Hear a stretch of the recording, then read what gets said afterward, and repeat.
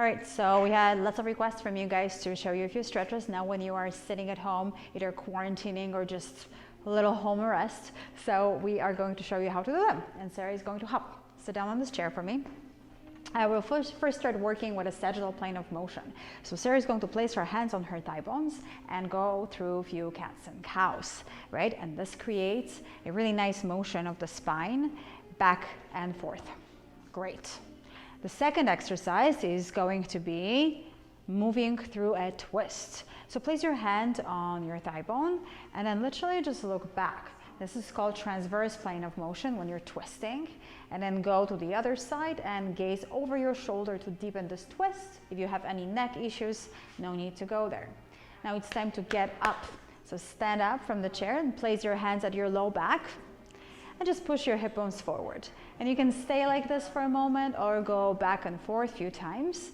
If you prefer, you could put your hands on an imaginary desk here, and we call this desk dog, right? And you just thrust your hip bones forward and then back. Fantastic. Now, lift your arms up towards the ceiling. In yoga lingo, we call this Urdhva Hastasana. Grab your hand with the other hand or your wrist. Inhale, and then lengthen towards the side. And this is a coronal plane of motion, moving side to side. Now go to the opposite side to stretch your ribs.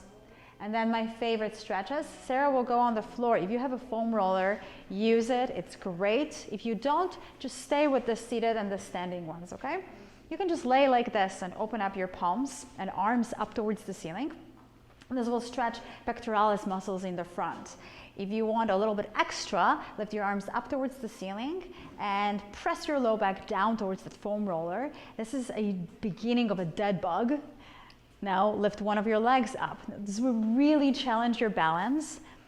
Dr. Lee thinks and says that he can lift both of his legs doing this.